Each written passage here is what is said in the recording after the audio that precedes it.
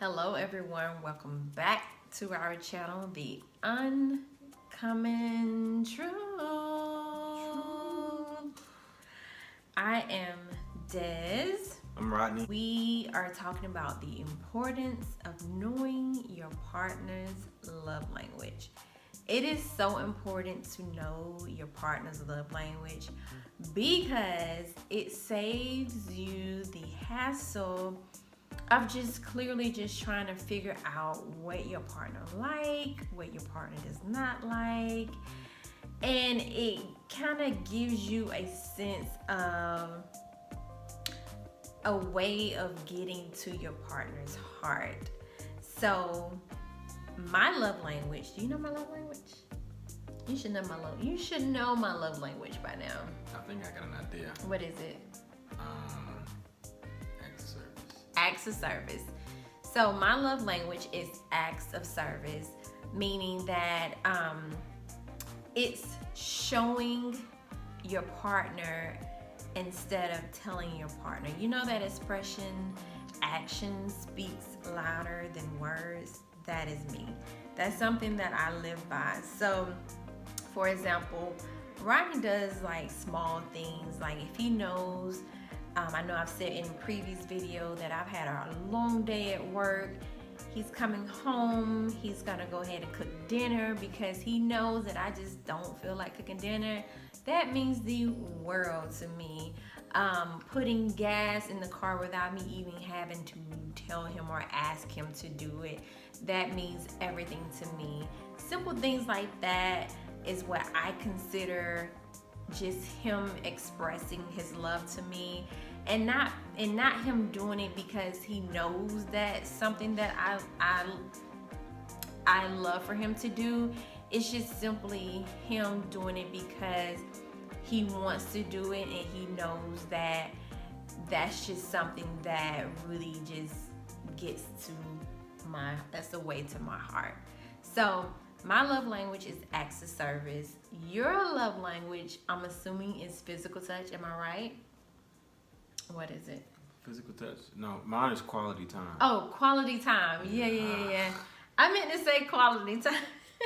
Yeah, so his love language is quality time. Well, I want to talk about the importance of why is knowing your partner's love language important in the first place. Because I think I hear a lot of couples talk about issues they have in relationships, and you have one person talking about all the things that they do for this person. Mm-hmm. Then you had the other person talking about they don't really do nothing.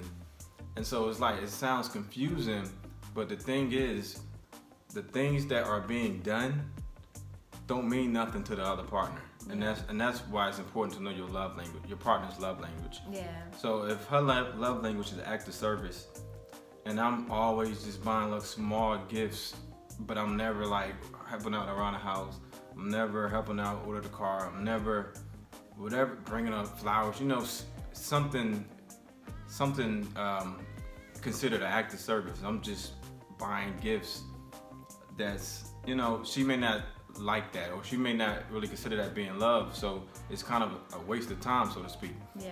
Same thing with me. If I like quality time and all she does is she's buying me little small gifts, I'm not hard to please. I don't really care for gifts or anything like that. As long as we have our quality time, I'm cool. Yeah. But if you bringing home gifts or doing other love language, one of the other love languages, it's not going to really affect me, because all I care about is quality time. So if you bring me gifts but you're never here, then it's like, in my mind, you're not doing anything. Yeah. But in her mind, she may be saying, I'm getting you this and doing that, but it means nothing. So that's why it's important for you to know your spouse's or your partner's love language. Yeah. Mine is my main one is quality time. It's 5 different love languages. My main one is quality time. I think my second one is touch. Physical touch. Physical touch. I was close. You was close. That includes like intercourse and all that type of stuff too. So all that matters. There's 5 of them. I think we probably should go over the 5. Words of affirmation. Words of affirmation, gifts. Yeah.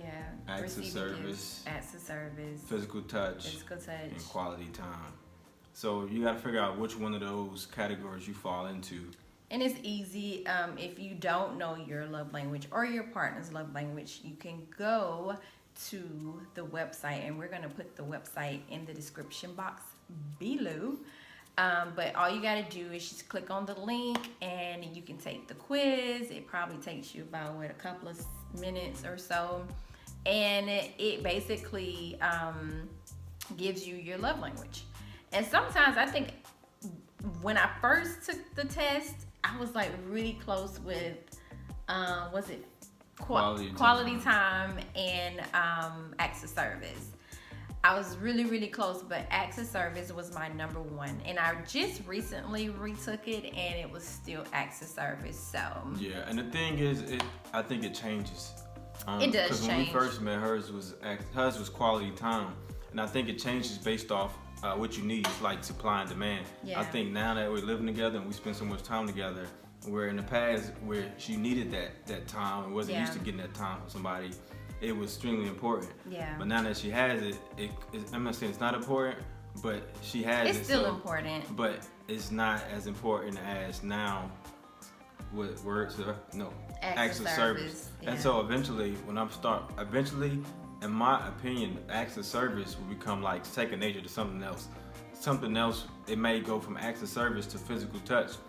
Like I said, if I'm giving her all this time, quality time isn't important anymore. Now if I'm giving her all these acts of service, it's not as important anymore. Now she may want physical touch. So that's another thing. Just because you take a love language test this year, it changes. It may change. I think it's going to change. Like I said, it's like supply and demand. The more you have of it, the less important it is. Yeah, that could happen. I don't know. We'll see. Yeah. We'll see. But we just wanted to get on here and just tell you all the importance of knowing your partner's, knowing your love language and knowing your partner's love language.